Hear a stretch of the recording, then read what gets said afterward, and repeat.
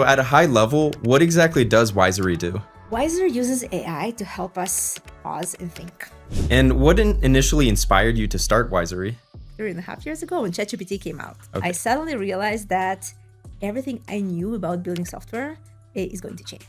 And then I realized that AI not only can accelerate stuff, but can actually be our thought partner and can actually challenge us. Why do you think AI agents are overrated? I think we're at the point where we're trying to throw AI at every problem. Most of the problems that people are trying to apply AI for can be solved by better organization of the process. What kinds of teams are most at risk? Weak teams, offshore teams. How do you provide something that's even better than someone who just uses ChatGPT? To use it efficiently, you need to be an expert. Not everybody's AI savvy. Basically, kind of the idea is help them do their jobs better without them needing to think about how do I make AI do this all the time. Welcome back to the podcast. Today we have Alice Stolpnik. She's the CEO of Wisery. Welcome to the podcast. Thank you. Awesome. Here. Great. Yeah. So at a high level, what exactly does Wisery do? Wisery uses AI to help us pause and think. And specifically for people who are building products, for product managers, for founders, anybody who defines what they want to build instead of just accelerating everything. Like we try to accelerate everything with AI and do everything faster, but some things actually require time and thought. So that's what Wisery is doing. It forces people to pause and to think more in depth about what is this product they want to build and why. Great. And I know your company, from my research, you talk a lot about a PRD. Could you give a high-level overview of that? Yeah, so it's funny. It's like a term that is very common in software development among product managers, product requirement document. But as more and more people just become product builders and now can go and vibe code their prototypes, actually go and build stuff, suddenly everybody gets exposed to it. So basically, product requirement document is definition of the product you want to build, of why you're building, what it's supposed to do, and how it's supposed to behave. Awesome. And what kind of person uses a PRD? Again, traditionally, product managers who work in established software organizations and their job is to define the product and what's supposed to be doing. Lately, everybody, everybody feels that they can build products and everybody comes with ideas and try to build whether this is a product that they want to launch to the public or just a tool for themselves. So now more and more people discover this concept of definition of requirements for whatever product they want to build. What goes wrong when you have what customers need versus what actually gets built? Most of companies don't fail because engineers don't know how to code. Most of companies and most of projects fail because engineers just build the wrong thing. And it could be the wrong thing because the business and the product person didn't do the right research and we just built something that nobody needs, or it is different from what the business person imagined. I've been working in software industry forever, and in every single company, from tiny startup to Google, the same thing is happening. Engineers speak one language, they think in certain concepts.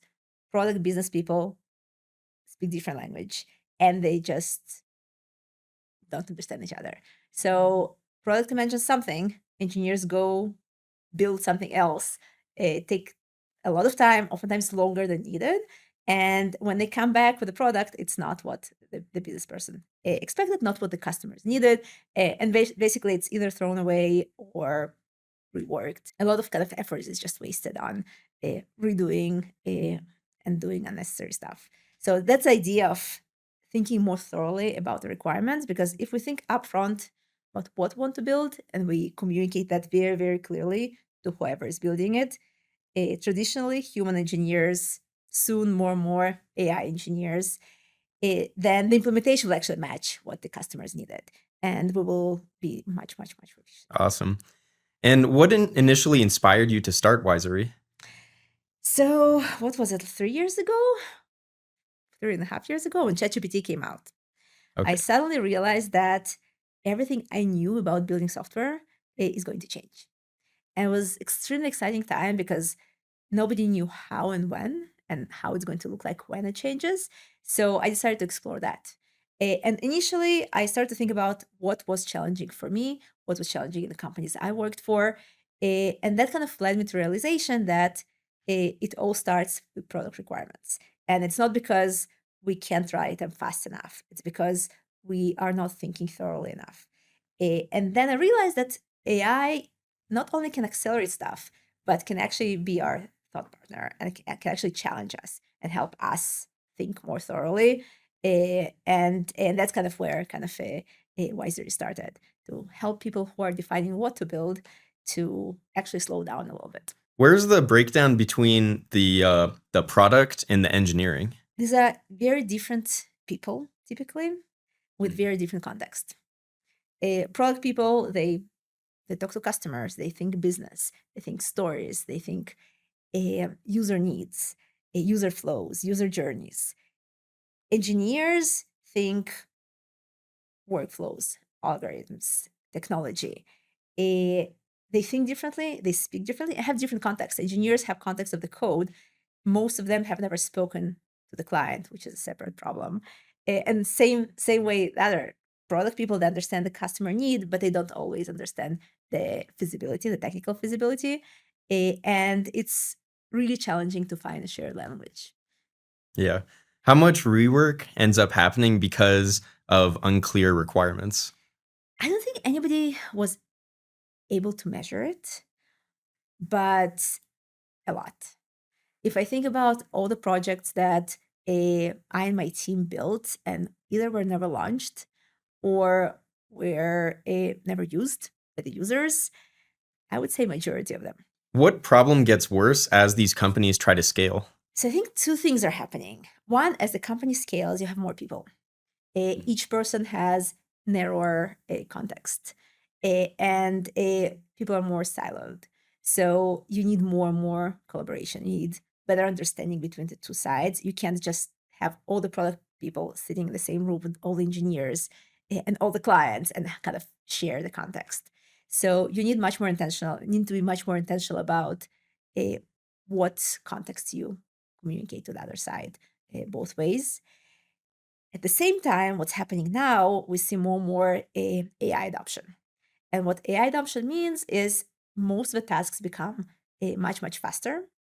Mm. So now engineers can build faster, but if they're building the wrong thing, they're just generating more and more garbage that somebody will need to maintain and fix and document and possibly eventually kill.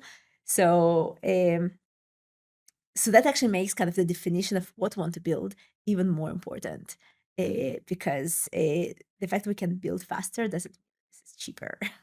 You've also said that 70% of projects either fail on time or on quality.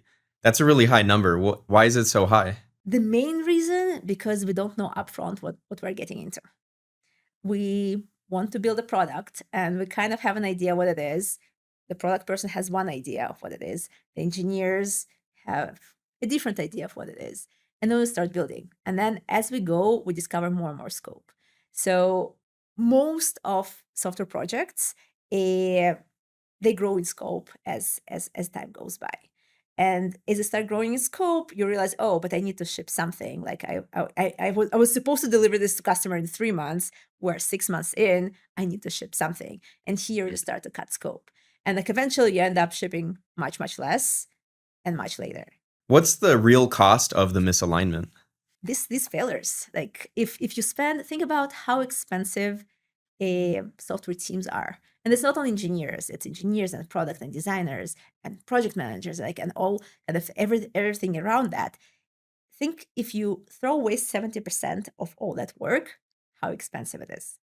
You said that AI removes the engineering bottleneck and moves it to product. Can you explain that a little bit more? So yes, so writing code is easy. There's still complexity of actual engineering work to do the technical plans, the technical architecture to make sure that AI is actually writing the right code. But the implementation becomes much faster. The moment you have experienced engineer in charge, with AI, they can be 20x more productive. So basically, writing and implementation is much easier. But as I said, you need to know what to implement. Because if we don't think upfront about what we need to build, the engineers are going to, together with AI, is going to generate a lot of code, and very, very fast. This code needs to be tested, which is not free. It needs to be maintained, that is not free. So basically, it makes it even more important to think upfront on the product side of what are we actually need to build. Like the fact that we can ship a feature every day doesn't mean that we need to ship a feature every day. Like I just kind of saw a post on LinkedIn like a few weeks ago, something around um, if you're not shipping a new feature every day, you should find a new job. I'm like, that's wrong. You need to very carefully choose what you want to ship and what your customers actually need. And that's kind of where the product work becomes much more important. And this is something you don't want to accelerate because it requires talking to the users, talking to the customers, thinking, kind of challenging kind of your assumptions. And you don't want to delegate that to AI. Yeah. What was the bottleneck before AI? I think for a long time, engineering was the bottleneck. Um, and if you think about kind of evolution of software development, it started with waterfall. What waterfall meant is you first gather the requirements, you plan everything very, very in detail on the requirement side, on the technical side, and you implement and you test it. And every project took years. The reason was because the cost of mistakes was very, very high. We still have that in hardware today. You don't want to build something and manufacture it and then kind of discover that was wrong. So when building kind of was the bottleneck, we had waterfall.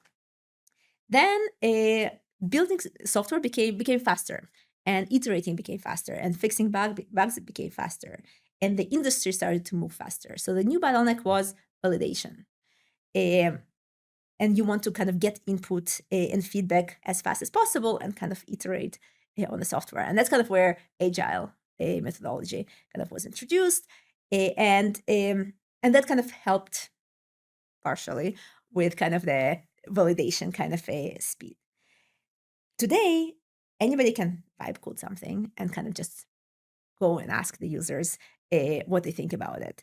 So building is faster, and validation with the users it also became faster. And kind of the current bottleneck is actually the product and actually the thinking, actually definition of what we want to build, why we want to build it, how we're going to sell it, how we're going to price it, kind of, and all these things. That's kind of the product manager role.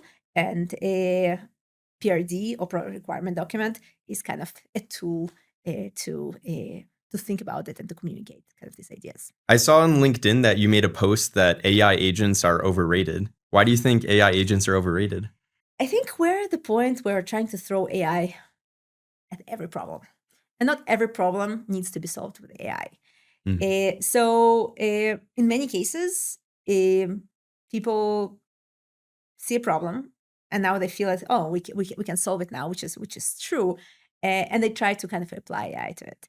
But if you pause for a second, most of the problems that people are trying to apply AI for can be solved by better organization of the process, making sure the data lives in the right place, uh, and then traditional deterministic software can most cases solve that. And you can still use AI to write the software, but you don't necessarily use AI to run in real time a part of your product because that's expensive.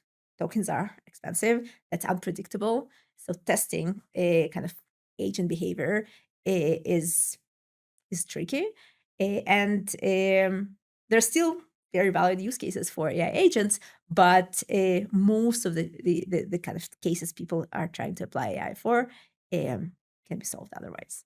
You made another post about how what happens when you replace an entire engineering team with AI. What exactly happens when that happens? Yeah, so I think that first of all, it depends on the stage you're in. So if you think about a startup founder that just has an idea Back in the days, they had to go and hire an offshore team to go build a MVP, minimum viable product for them to go and validate the idea. It would take months, cost a lot of money. Today they can just go and vibe code that.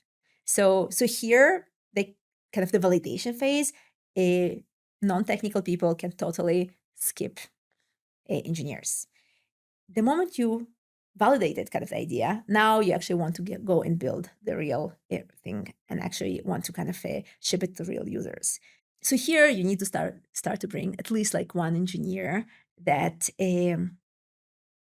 knows where things are going to break and is able to use AI to actually build something that is reliable and kind of users can use. And still, at this point, kind of they can improvise, they can kind of use AI any way they want. It will be fine. Where things become more interesting is once you already have a company or you already have a team, you already have processes, and you start kind of slowly replacing different parts of these processes kind of with AI. So the first one you would replace the coding.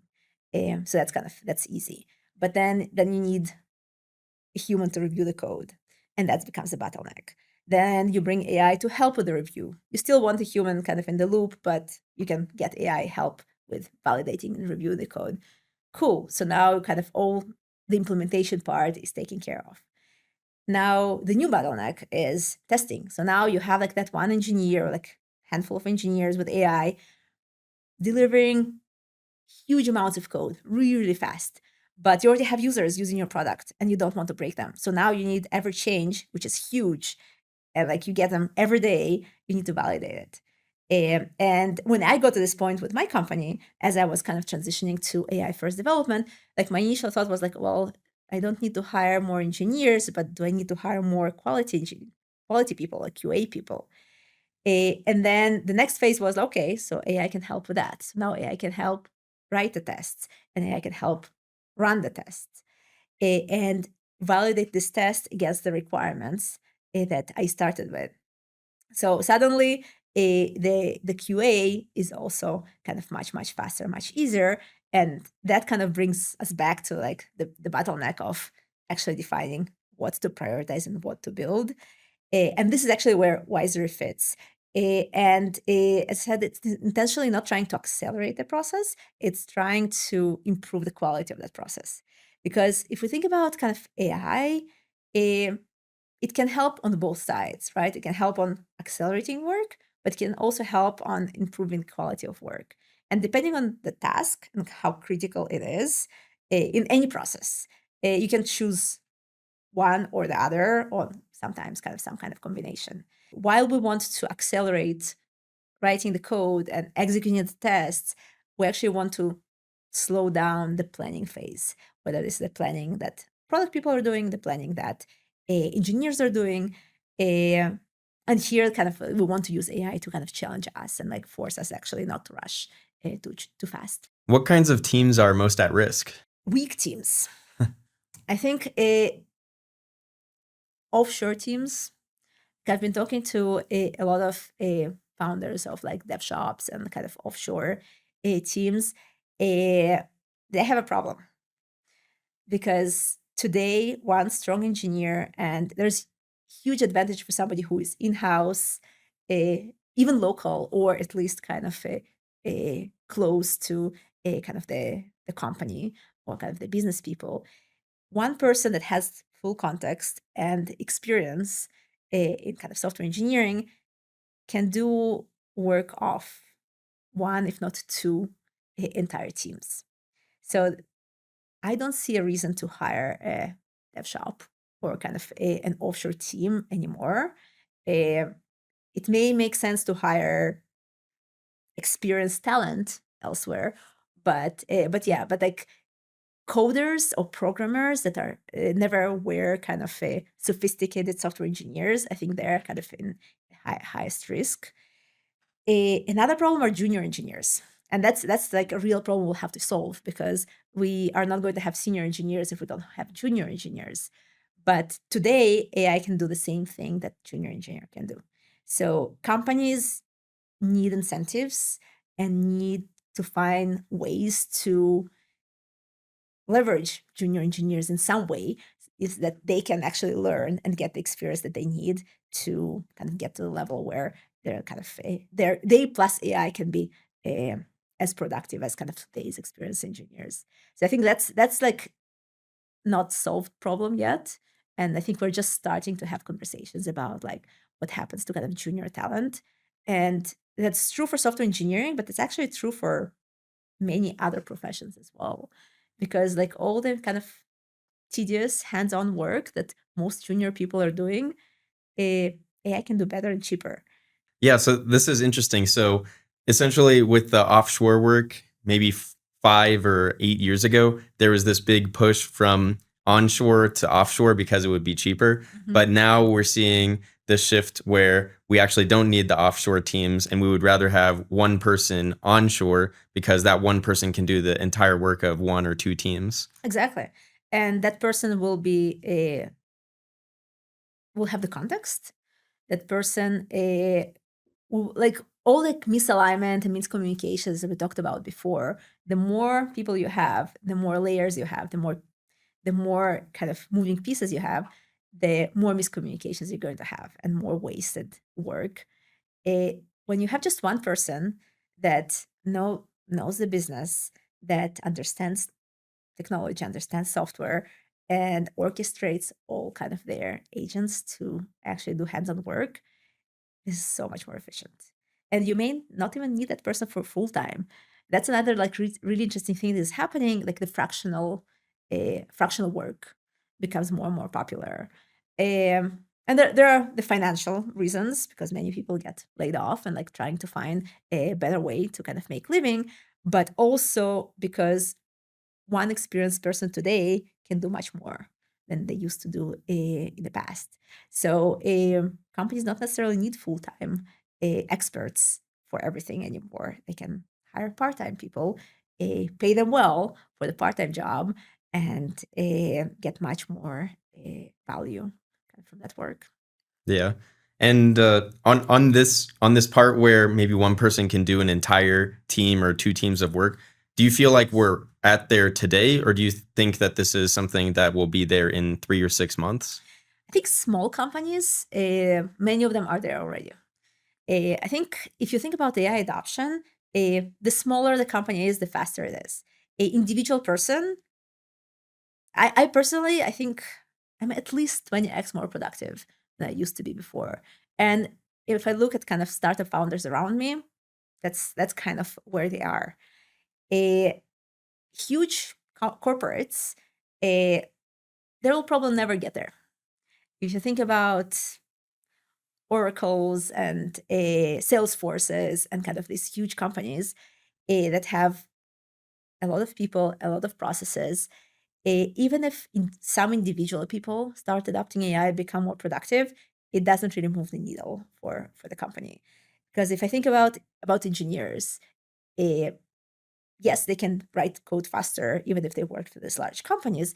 But in these companies, they only maybe spend like 10% of their time writing code and everything else on like meetings and coordination and kind of politics and things like that. And AI is not helping there. So I think there's like huge range between the small companies are going to benefit the most, and the large companies are going to, I think, slowly die out. It will be slow and painful death, but yeah, but I think what kind of this situation of like hyper acceleration, it's happening in small companies already, and slowly will kind of larger companies will start to adopt it.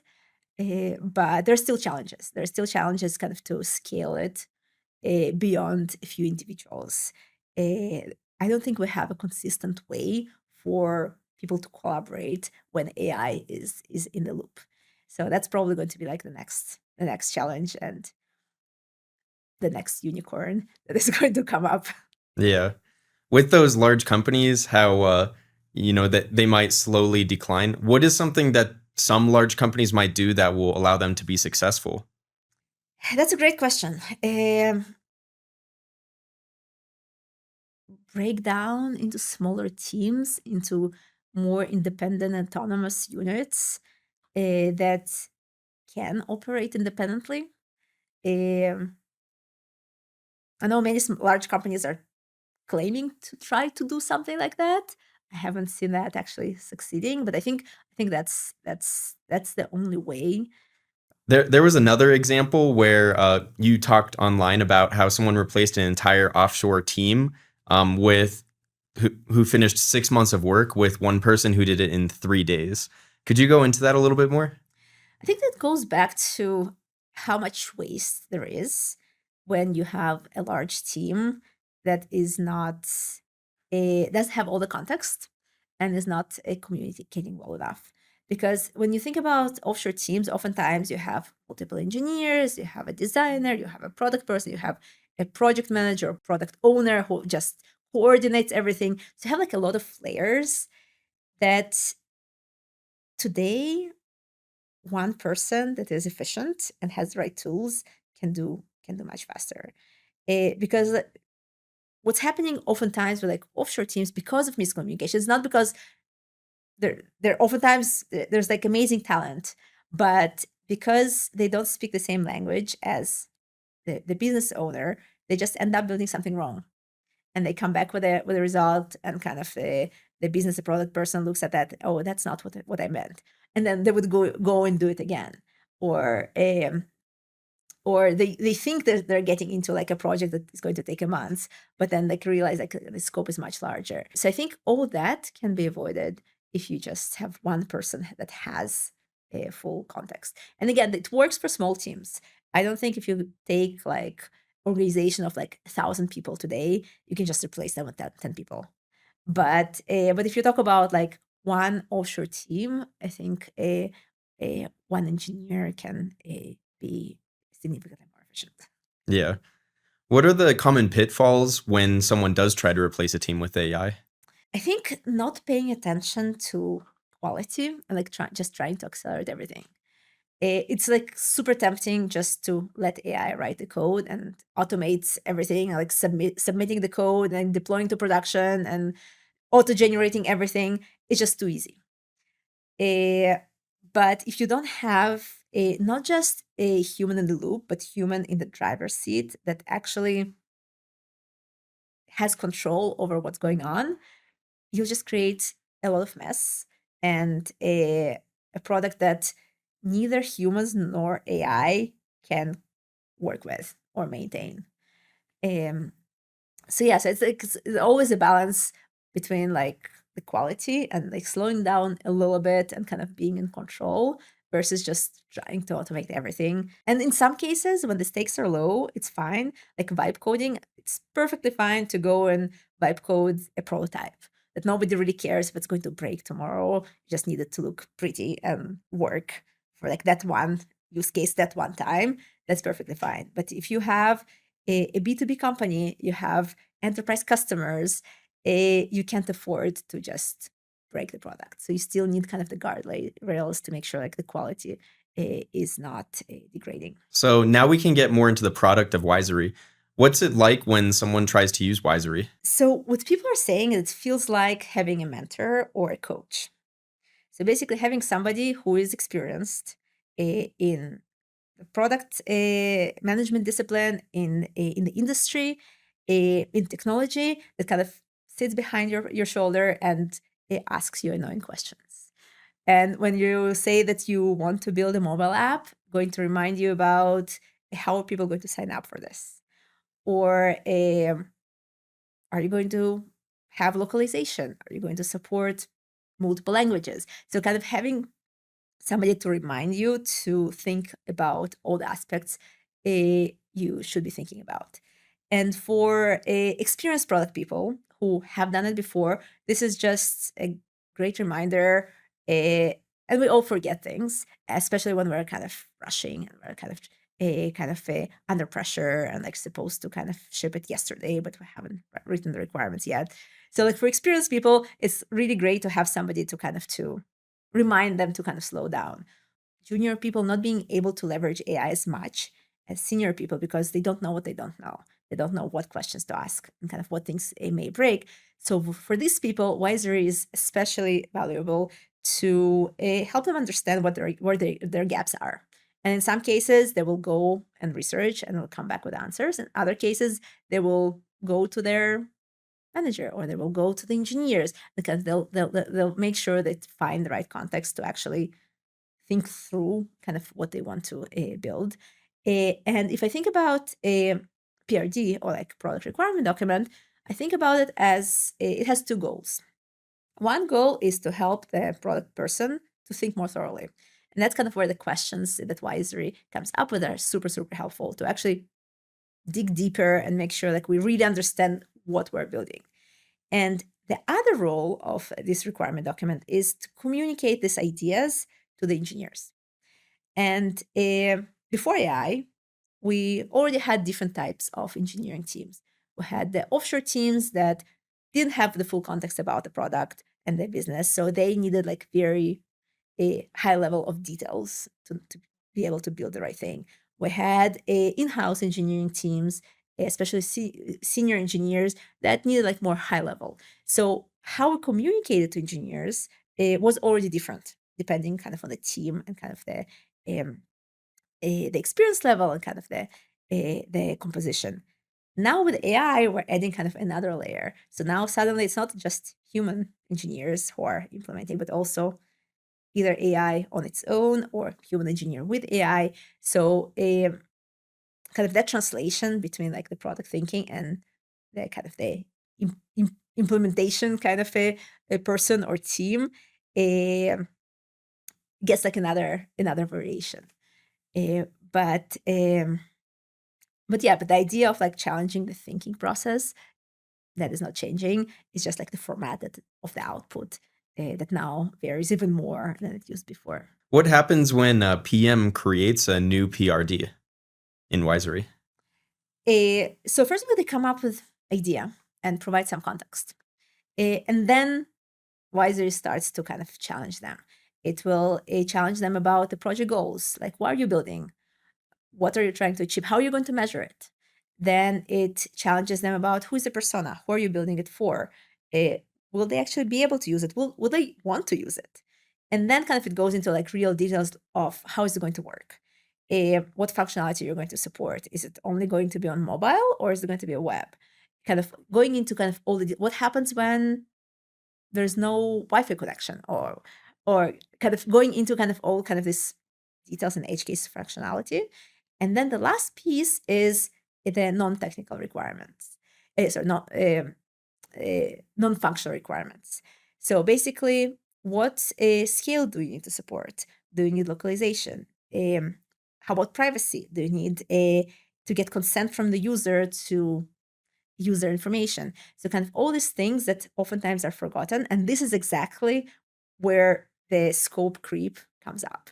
So engineers build something that seems to address the functionality, but then they didn't realize that we also need to support these 5 different languages, or we also need to support this totally entire platform, or we also need an interface for the admins to be able to manage the system. So kind of all these things we're helping the product manager to think about upfront. And then kind of when it gets to engineers, we all know what exactly needs to be built. So how do you provide something that's even better than someone who just uses ChatGPT?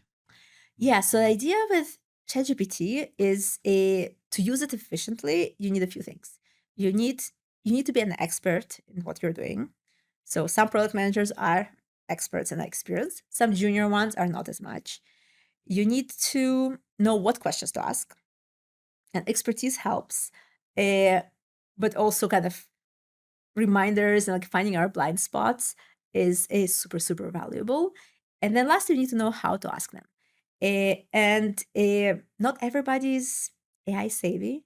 Not everybody has the time and the priority to go and learn how to prompt ChatGPT. And plus, like every new model, the way you interact with this changes, and you want to switch from ChatGPT to Claude to Gemini back to ChatGPT. Kind of most people don't want to think about how do I AI all the day. They already have full-time jobs. And so basically, kind of the idea is to help them do their jobs better without them needing to think about how do I make AI do this all the time. So it sounds like it's the framework around it that you provide this framework that makes it very easy for them to be able to accomplish their goals with it. Exactly. And I think product people should be thinking about the product strategy and the functionality and the product they're building. They shouldn't spend all their day thinking about how I prompt AI. It may be fun, but and they can do it if they want to, but it's not their primary job. So kind of our goal is to help people focus on what they're good at, what they are experienced in, and that kind of where kind of the most value they can bring. How do you make sure that the output is better than thinking and not just adding formatting? The way Wisery uses AI, first of all, is to ask the questions. So you'll provide some context and it will draft something based on what it knows. But then it will go and it will think, what does it not know? What is the context that only you, the person in front of AI, have in your head, or maybe in some documents that we don't have access to yet? And it starts by asking the questions. And by asking the questions, it kind of gathers all the context it needs to actually write the document at the end. So when the document is written, it's not hallucinated. It's based on the context that AI gathered in the process. Then once you create the PRD, how do you take that PRD and turn it into the next stages like the user stories? So some teams do user stories. Some teams don't do user stories, and that's kind of that's where I'm saying that the PRD has the two roles. One to think about the product, and the other one is like the communication to the team, the format that the team needs. Um, Teams that are remote or offshore more often, they would need user stories. So in this case, Wisery takes the requirement document as the context, and then the same exact process, uh, by challenging the user, by asking additional questions about the additional edge cases that are not covered in the document, basically gathers all the information that we need to be able to write the user stories. So for the teams that are doing user stories, that's the path. For the teams that have engineers just working off the PRD directly, we can export it to Notion. We can download it as a MD file. We can export it to Confluence for the teams that are using that. And then engineers take that and kind of build a kind of the actual solution, the actual implementation out of that. Yeah. Why do other AI tools make people worse at thinking, but you can help make them better? I think the default chat interface just encourages us to be lazy. It's just too easy to go and ask it to do things for us. And I catch myself in that all the time. Eh, what Wisery is doing, it's intentionally forces us to slow down and like challenges our thinking. And when somebody asks me like, "Oh, are you sure you want to do this? And how about that?" That kind of forces me to think about it. And while we're building Wisery, there's always this trade-off between helping people do their job faster and creating enough friction to force them to slow down. And that's something that we're doing a lot of user research around, where how much friction is just the right amount so that people are not frustrated that it kind of slows them down, but on the other hand, like it actually encourages them to think and do a better job. What was Wisery's initial wedge? So actually, when I just started, I thought I was solving my own problem of engineer manager. So kind of my problem was the planning of the like I knew that most projects are behind, and I knew that better planning will help. And initially, I thought like that I'm going to use AI to help me plan projects better. And then very quickly, I realized that it all starts with requirements. If the requirements are not good, it doesn't matter how well the engineers are going to plan it; they'll just do the wrong thing. Mhm. So that's kind of where kind of we shifted to helping product people define requirements. And that's also where we kind of realized that instead of helping them just write documents that they can do with ChatGPT and Claude, we would use AI to kind of ask the questions. How did you get your initial customers? there were like a few iterations. So a few years ago, I went through Alchemist Accelerator. Mm. Um, I came from engineering background, so I knew how to build stuff. But with their help, I also learned how to um, better talk to the customers and how to kind of actually um, find the kind of the product market fit.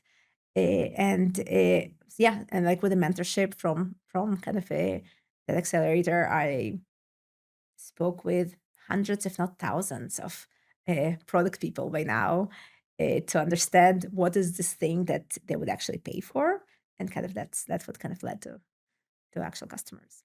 Wow, that sounds like a lot of conversations. That's a lot of conversations, but the nice thing is there's most of them are super super fun.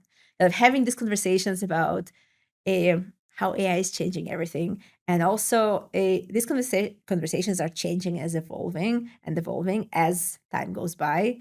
If initially we're talking about how AI helps us write faster and maybe better, today we're talking about how can we um, create skills that can kind of do things uh, for us better. Like one, like for example, so now conversations about like what happens to junior people, like that's not something that people thought about like 2 years ago, but now suddenly kind of there's like much more conversations around that. So as I'm interviewing kind of potential customers and potential users, kind of also having like these fascinating conversations about like where the industry is going and like what everybody is trying to do kind of about AI in kind of their companies and their startups, kind of in their personal life. Yeah. How did you convince them to get on the phone with you initially? I think people are excited about the topic. People see that AI is coming, and everybody is trying to figure out how they leverage it, and everybody feels that they are behind. Everybody feel like that everything moves so fast, and kind of even the people who are like on top of everything, they still kind of feel that they can't be kind of a kind of chasing kind of the newest trend. And I think people are looking for these conversations and kind of were curious to kind of to learn how they can adopt AI and how they can bring it to their teams. So I think it's just super interesting topic, and people were just happy to talk about it.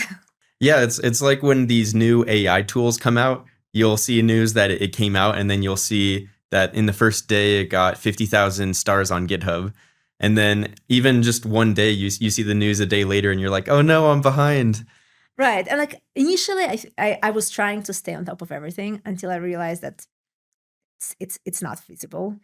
And kind of the moment kind of I was able to build some mental model about what's possible today, what's hard, what are the bottlenecks, what will be solved, maybe tomorrow, maybe 2 weeks from now, maybe half a year from now, but will be solved eventually. So the moment kind of I was able to build that kind of mental model in my head, like now I don't care if like tomorrow we have a new model, because 3 months later we're going to have a new one, and maybe like I'm okay skipping a few and kind of get on the newest one when I need it. So, what's different between how you got your customers initially versus how you got them now? I think the industry is changing. So I think initially I was building a tool for existing product teams that have existing processes to help them start adopting AI. So I was talking to product leaders in these organizations. Today, I'm seeing that everybody becomes a product builder. So now you don't need to be a professional product manager to define your product. So now I'm talking much more to startup founders, uh, to kind of much smaller teams. And not only how they bring AI to improve their existing processes, but how they reinvent their processes and how the processes are changing when AI starts doing a bunch of different tasks. So, so that's also kind of reflected in kind of the evolution of Wisery. Is now it's not only tool for existing PRDs and existing product management kind of processes. It's also a tool for new builders to learn what they don't know and kind of to understand like, what would it take to take this prototype and convert that into kind of actual product and kind of help them think through that as well. Interesting. So, if I'm understanding this right, you maybe were working with a bit larger clients initially, but now you've moved on to helping the smaller clients more? So now it's both, but yes. But and the idea is that yeah, it's like the size of the clients, and it's also the type of the work they're doing and kind of the workflows that they have. And it's also interesting how the openness to adopting AI is changing. So when I just started, like I didn't even talk to regulated industries, healthcare, finance, uh, legal was like all kind of out of question. Now everybody's trying to figure out how they can use kind of AI safely. So yeah. So now kind of the audience becomes kind of wider and wider. So, now do you focus on all of those industries or do you have specific industries that you focus on? I'm not focusing on any specific industries or verticals. Uh, Now I'm increasingly more and more curious about startups and kind of and not one person startup, but startups that start to scale and start to grow, and kind of figuring out when you go from 10 people to 20 people to 30 people, like how the AI adoption changes, like what do they need. So right now that's kind of the area that fascinates me the most. Um, and kind of that's kind of where I want to find a way for Wisery to kind of integrate eventually. But this is changing so fast and still kind of a kind of research phase. Yeah. So, is your product only for PMs or do you also cater to software engineers and data scientists and other people as well? So right now it's for the people who are defining the product. So in established organizations, there are PMs. In startups, it could be the founder, it could be anybody who kind of fills the role of a PM. Eh, I feel that engineers, and also kind of if I judge by how I build my own product, eh, engineers love cloud code, and I think most of their work can be done there. I don't think they need right now kind of additional tools. They're comfortable in that environment. Product and business people, they're not comfortable in that environment, and like they need something else. They need different interfaces, and that's kind of where Wiser fits better. What do your customers care about versus what you initially thought they would cared about? Oh, that's a great question. I think there were like a lot of evolutions along the way. Um, Initially, it was the quality of kind of AI output. And people were worried that the the style of AI was recognizable. So when they were writing documents with Wiser or any other AI, they were worried that whoever reads it will know that they used AI for it. And there was like a lot of kind of hesitation around that. Uh, that mostly went away. I think today, like we're all pretty pretty used to the fact that like most of the things we're reading had some AI in it. It's just a question like, was it just blindly written by AI or was like a human behind that? Um, Today, I think kind of the things that people care the most about is kind of the user experience and kind of the usability and kind of that trade-off between just enough friction to help them slow down, do a better job, as opposed to uh, do everything faster. So yes, I think kind of as AI evolved and as kind of the comfort level of people with AI kind of is evolving, what they care about changes. What was the point where you went from this is an interesting idea to wow, this could be a business? I think I started initially with the idea that I want to build a business, and started to explore kind of where what my experience meets what AI can do. So for me, that was kind of the goal from the beginning. Like I want to build a startup, and I just need to find the best problem to solve and kind of the best area to kind of to be the business, build the business around. Interesting. So yeah, you thought that you decided you wanted to start a company. You started looking for something. Then you became associated with this startup accelerator program. Started talking to some clients, and then it potential clients, and it just went from there. Basically, I had a few iterations and a few MVPs, minimum viable products before that, but yeah, basically I was kind of looking for intersection between my experience and what AI can do, and also I think it was like very great timing. uh, ChatGPT just came out and kind of was like super interesting kind of to explore kind of like totally new territory. What are some situations where maybe someone should not use an AI agent?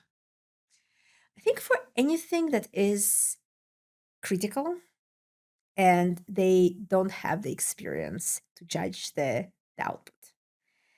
I think if the task is not, if I'm not an expert at something, the task is like not critical. I need to write a complaint email to airline company. That's fine. It's not going to be perfect. I'm okay with that. Uh, but if the task is critical and I don't have the skill to judge whether agent did the right job, this is somewhere where uh, I would not recommend using agent. And if we talk about what I talk a lot with like non-technical founders is at what point do they bring an engineer? Uh, how far can they get with just vibe coding and kind of using AI for everything? And kind of what I'm saying is the moment you get to a point where you don't know what questions to ask, or you can't reliably judge kind of what AI is doing, that's a point you should probably pause and bring somebody who actually is an expert.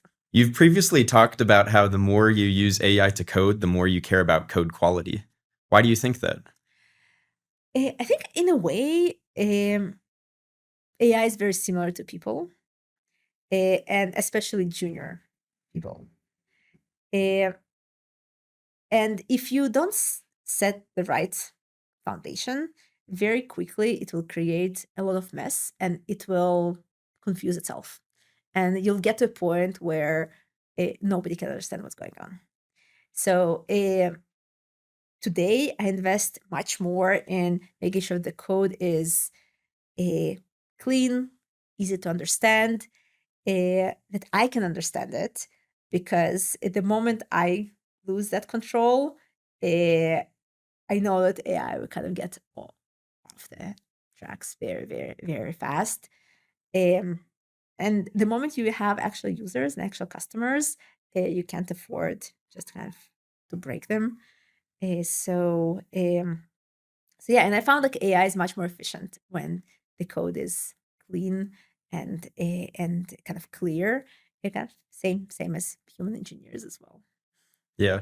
Do you think AI will eventually remove the need for good engineering practices? I think the opposite. I think it actually emphasizes good practices in everything. Like if you have the better your processes and practices are, the more efficient AI and more reliable AI is going to be. So I think what we will end up using our expertise for. So like one of the things I'm thinking about how the job of experts has been evolving. So if you think about before AI, software engineers were writing code, like we're doing stuff, and product people were writing requirement documents, and designers were creating designs. We're doing hands-on work.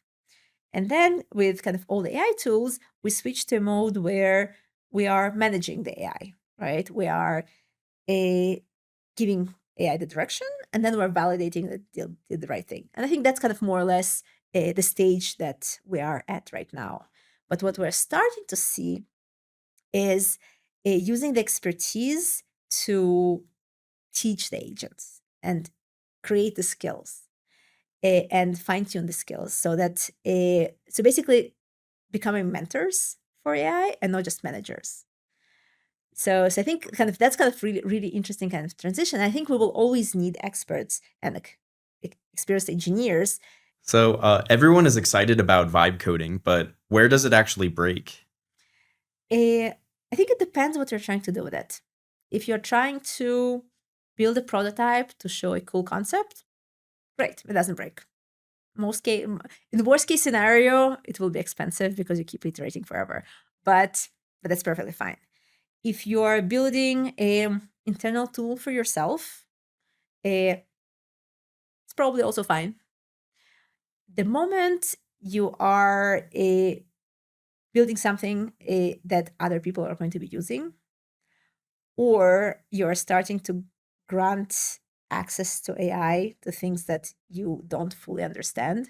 So, for example, one of the things with Claude Cowork, which is amazing. It's like extreme amazing productivity tool. But if you don't understand what the consequences are of allowing AI just to go and browse the web using all your credentials, if you're not thinking about the consequences of it, you can get into trouble kind of very, very fast. So I think the moment you're either shipping something for other users to use, and you need kind of the technical expertise to know that they are safe and their data is safe, or when you start granting access to your own data, but in a way that in theory AI can kind of do damage. Yeah. What decisions do some founders think about after prototyping when they should have thought about it before? I think it's actually perfectly fine just to go and prototype and create 10 prototypes and 20 prototypes. And the only thing you may want to think upfront is what problem I want to solve and like what hypothesis I want to validate. Uh, because otherwise you can just keep building prototypes that are not really helping you to learn anything. But if you know what you want to learn, just go and experiment. That's cheap, that's easy.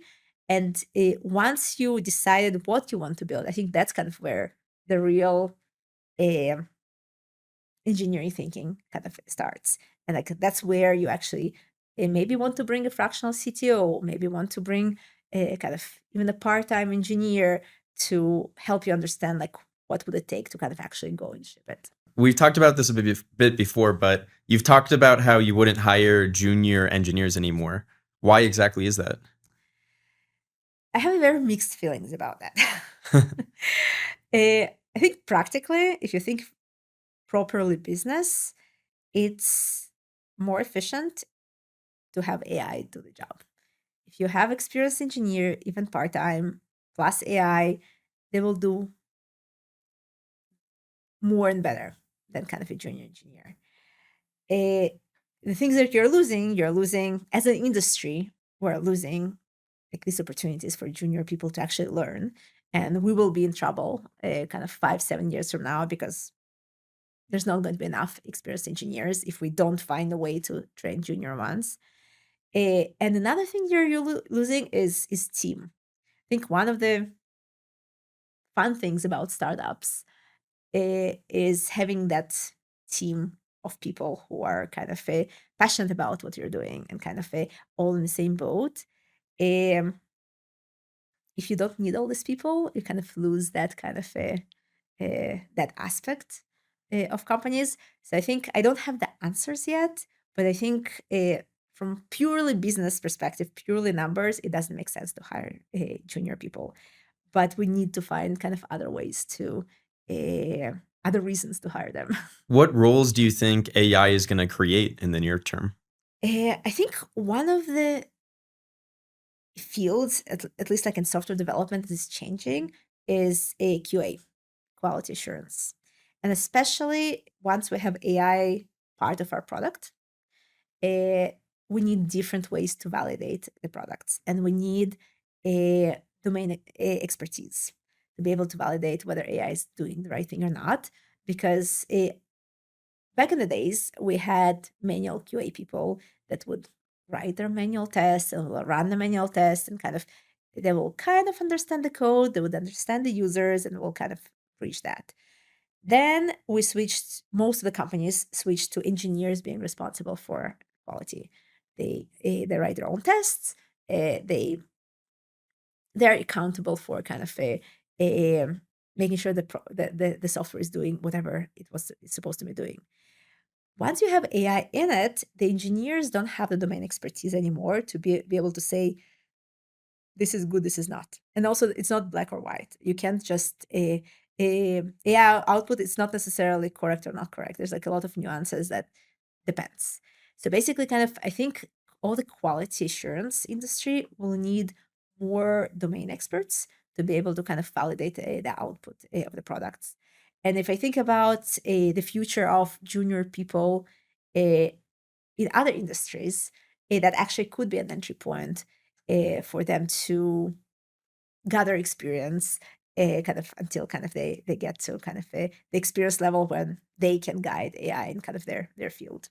You've also talked about this structure where you have one person that is doing the what and the other person is owning the how. Is that the ideal structure? I think that separation always existed, but it was kind of on a teams level. Like the product people, they're responsible for the what, and the engineers typically responsible for the how. It's just I think like now, kind of entire team can shrink into one or two people, but the idea is the same. I think there are people who understand the business and the users. They know why we're doing something and what is this thing we're doing, and there are people who are taking the SWOT and translating into the how. What does a top 1% builder look like now? That's a great question. I think it's some kind of a hybrid between the product person and the engineer. Because I think somebody who can understand the business and the users, but they can also understand the technology, I think that's the ultimate engineer or ultimate product person that can do much more. Do PMs become more technical now?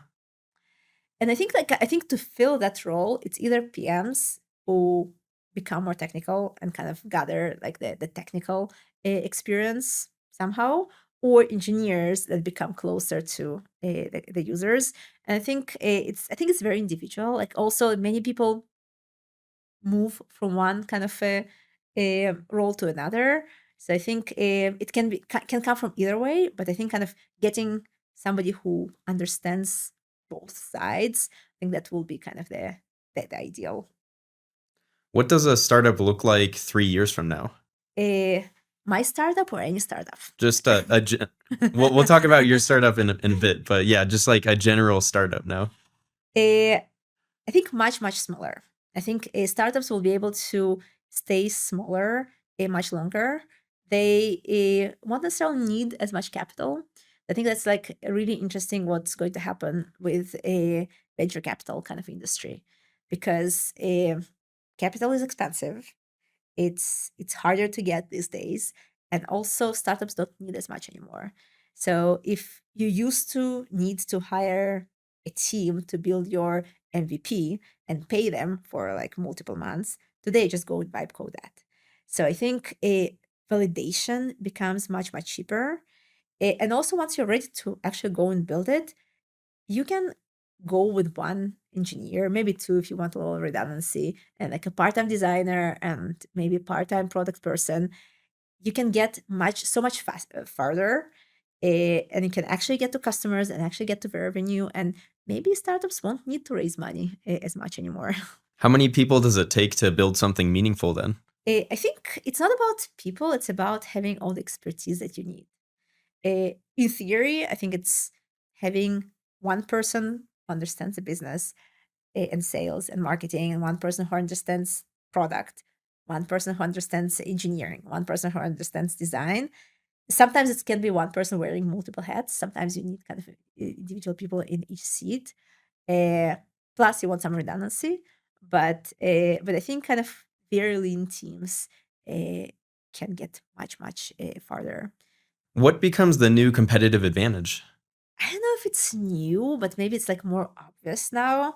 I think it's go to market.